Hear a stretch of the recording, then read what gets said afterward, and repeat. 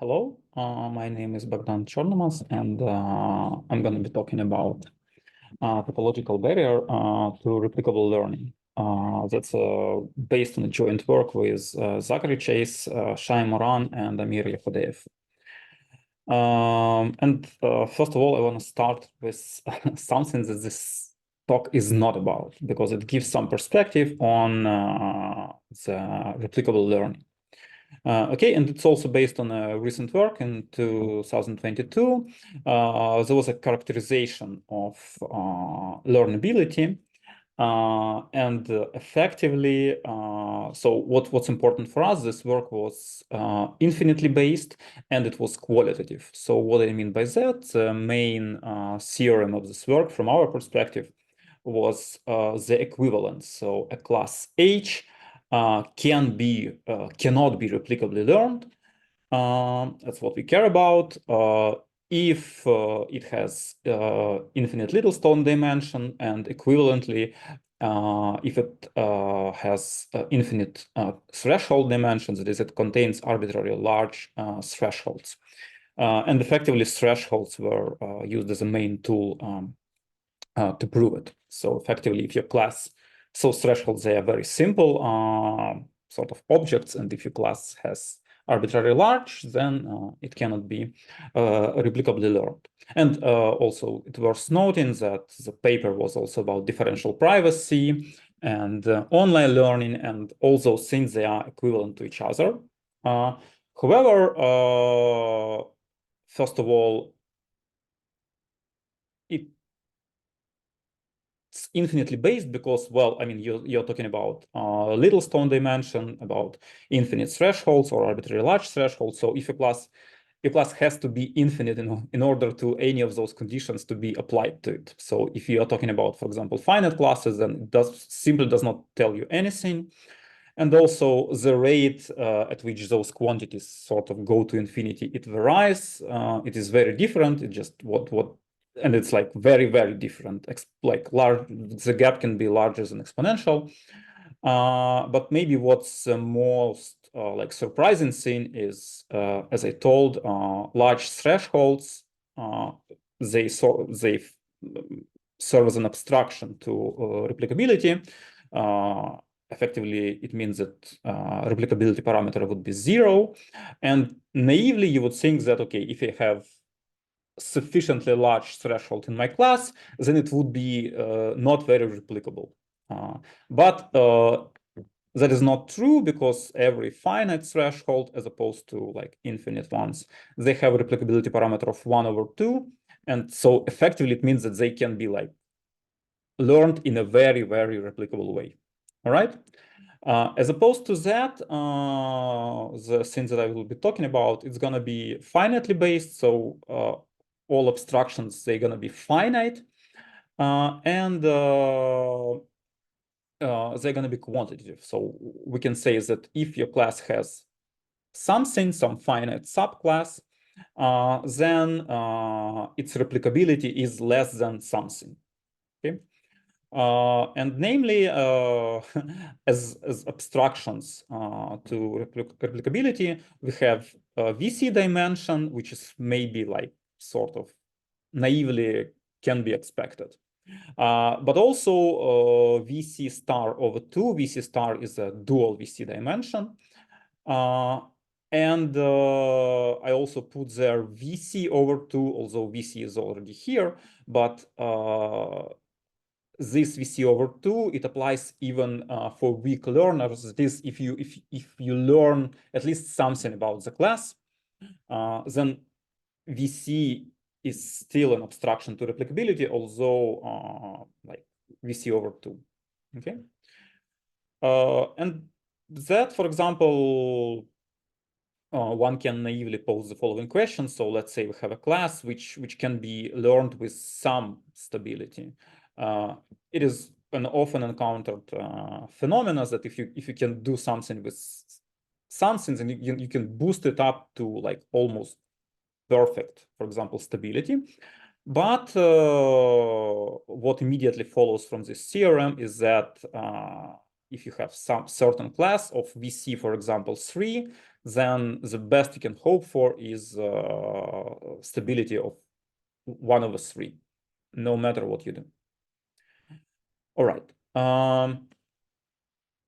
If we apply this result, for example, to finite classes, let us recall that the slide with which I started. So if you have arbitrary big but finite threshold, then it can be learned with a very good replicability parameter. Okay. So what immediately follows, or like almost immediately follows from our result is, for example, if you have a finite class of size n is just a number of concepts in the class, then it can be shown that 1 over replicability parameter is about n/2, which is not very optimistic, right? Because typically you want something much better, okay? And this bound is also sharp because we had this VC star over 2 lower bound or upper bound, and VC star over 2 is witnessed by if you take a class of n functions with VC star equals to n, then it's gonna witness the sharpness of this bound. Okay. All right.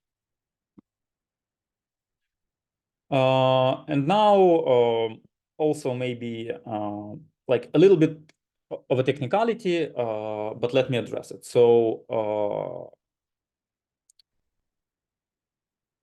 typically we are talking about global stability, and global stability, like a class H can be learned by a learning rule A with a global stability parameter rho. It effectively means that for whatever realizable distributions that you have on this class, there's going to be some hypothesis which is returned at least rho often. So for example, if you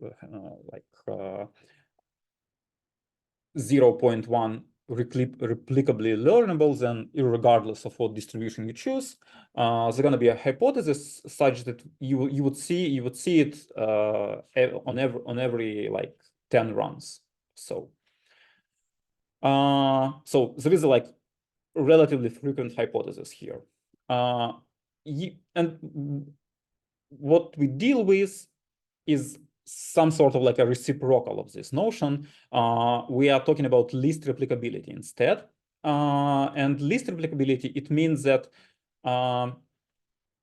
we like, instead of having a hypothesis that is returned often enough, we now ask for an existence of a list of hypotheses such that one of them is returned almost always. Okay. And as it turns out, like, first of all, in principle, this notion of least replicability, it makes sense on its own, because I mean, sometimes you're interested in returning not a single hypothesis, but like a short list of potentially good answers, potentially good hypotheses, right? But also from the perspective of stability, it turns out that it's like more or less the same, like studying least replicability and studying stability is more or less the same, because this stability parameter is simply like a 1 over least replicability parameter, which maybe makes sense, right? If you can make it down to 3 popular hypotheses, then one of them would be returned at least in every round, one out of 3. Okay. This also, one can ask, for example, the following question, right? So we have this replicability parameter. It's somewhere between 0 and 1, and maybe we can have something like 1 over pi. I mean, why not, right? But because of this reciprocity, this cannot happen. So you can have a like fully stable you can be 1/2 stable, 1/3 stable, and so on. So it's always reciprocals of integers. All right. So we have this theorem. Something follows from it, hopefully something nice. But I guess the main point is like how do we get those results? And as a matter of fact, we are using some topology, and now we're going to be delving into that. Okay, so we're going to be we're going to start being like more technical now, because now we're going to be discussing the proof approach. Okay, before that, let me just briefly remind you, like more formally, right? Before that, I was mentioning that we are dealing with stability replicability, but it was more like to look over the results. But now let's sort of recall what we're formally dealing with. So we have a learning rule A, and this learning rule A, it is a learning rule for a certain class of concepts. The class is known to us, as opposed to a distribution, a realizable distribution of this class, which is like considered as an unknown. Okay, and now we are saying that this learning rule is least replicable with parameter LR. LR is some integer number, right? If for every distribution D realizable by H, I'm not going to be going into what realizable means. Something like distribution over examples, like which is supported by some concept in the class. So it's just not some arbitrary distribution. Okay. So now for every distribution D, there is a list, a short list of good hypotheses, of good potential outputs, which is small, which is like bounded above by this parameter for every distribution, and such that with high probability on this distribution, you would always see a hypothesis from this short list. There is a very like small probability that you would see something else, but it's negligible. Okay. Right. So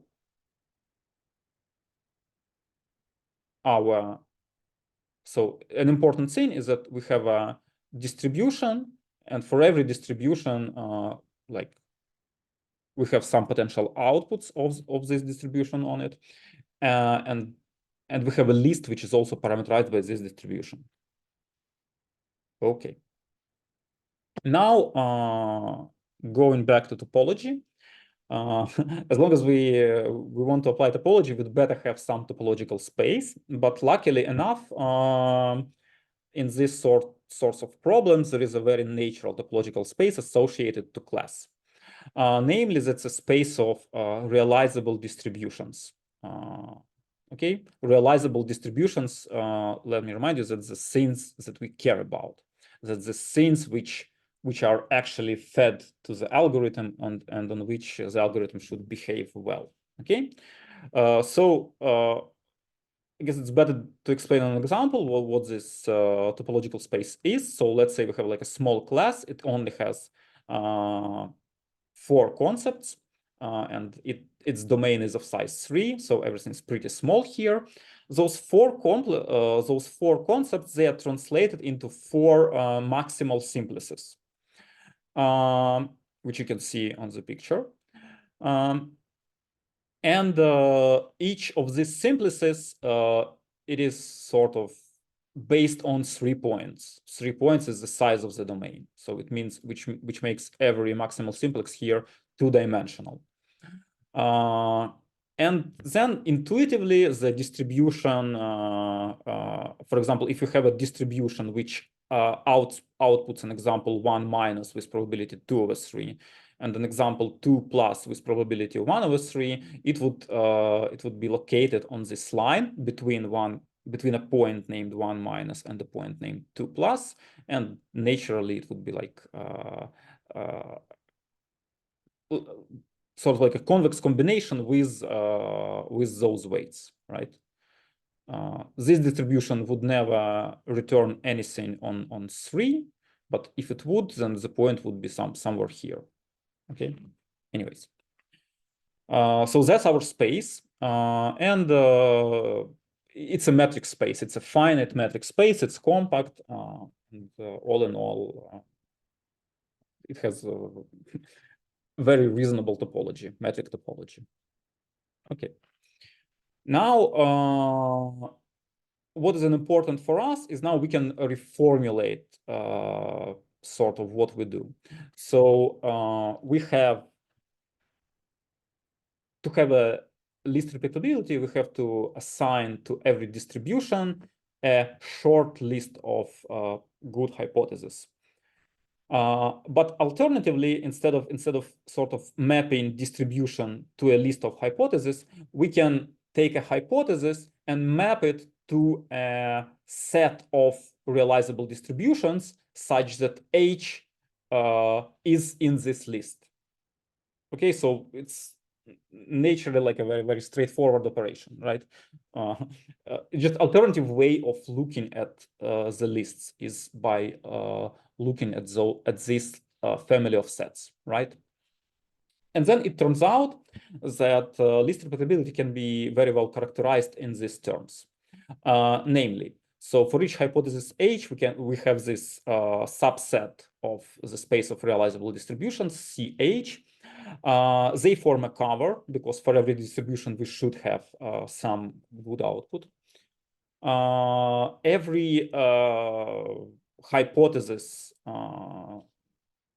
which is associated with a distribution should be good for this distribution, whatever good means. Good means that it, in some sense, representative of the data. And then the fact that the lists, that the size of the lists is bounded by LR, it translates into saying that at most LR sets have a non-empty intersection. And then it turns out from some consideration that every set of this form, it will be closed. And effectively, list replicability is characterized in those terms. So instead of providing a list for each distribution, we now can construct a cover such that this like goodness condition is satisfied, such that this condition is satisfied, and such that this like topological closedness is satisfied. Okay. All right. So it can look, for example, like this. We now can't even forget about the algorithm. We just can think about it in terms of the covers. So we have this space of distributions. We now think about it as a simplicial complex. And then we construct a cover, closed cover. And then this cover, it has some overlap. So for example, for this distribution, we will only have one potential output, minus, plus, minus. For this distribution, we would also only have also one potential output.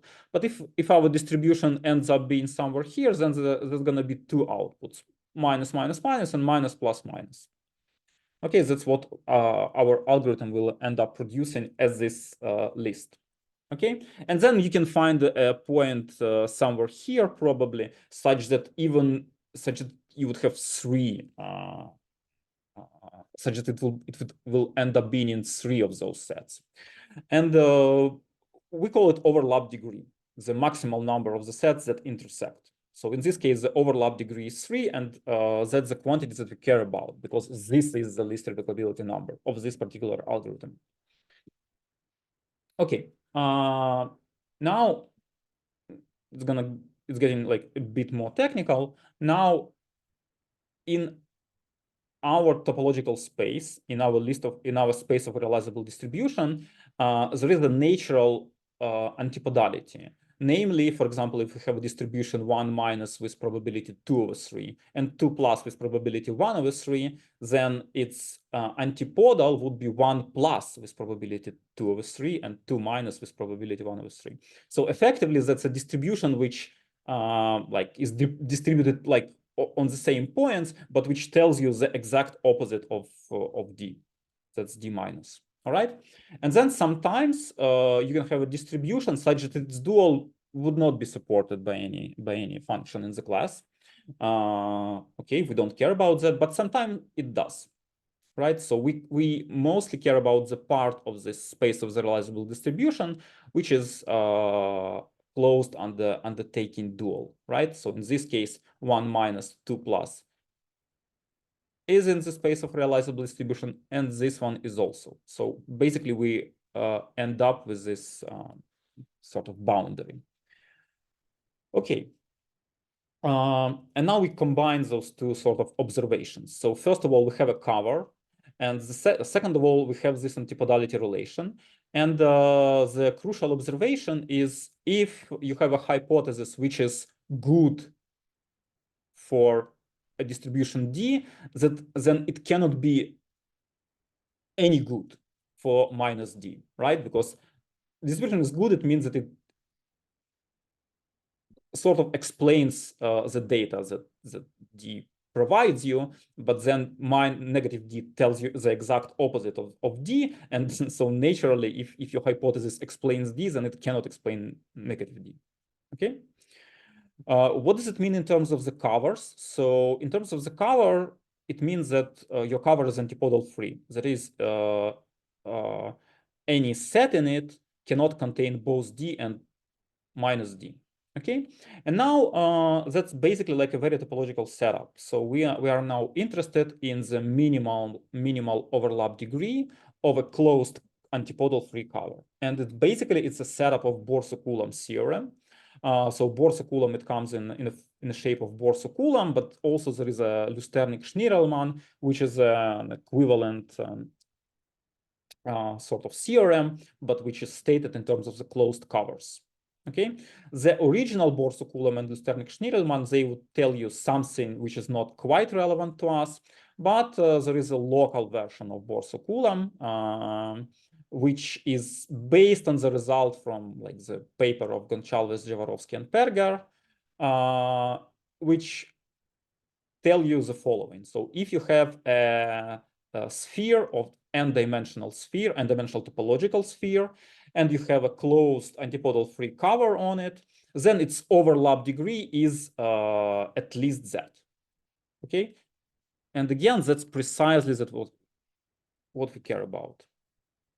And so we have this like straightforward corollary from it. So if our space of realizable distribution contains an antipodal n-sphere Sn, then its least replicability number is at least Z. So we're just like translating terminology from topology to replicability, and we are getting that result. And now the question, how do we get spheres in the space of realizable distributions? And effectively, our result follows from the fact that VC dimension sort of witnesses a sphere like that, and also VC star also witnesses a sphere like that. Okay, potentially, like we have some ideas about some other spheres which arise maybe not from VC or VC star, but for the purpose of this talk, it is enough to like to do this observation, right? So both VC and VC stars, they support antipodal spheres of the compatible dimension. Okay, and from this we are getting the result that I've started with. Okay, that's the main result of our paper. If somebody cares about agnostic learnability, then by a similar approach, there are some nuances to that, but by a similar approach, we can get that a class H can be replicably agnostically learned only if and only if it is finite. So if it is finite, then the trivial, like everything that is finite can trivially be learned with some maybe very bad replicability parameter. And the important part, which also comes from this topological approach, that it's if and only if. All right, and that's it. Thank you. My name is Bogdan Chernomaz, and I was talking about replicability and some topology.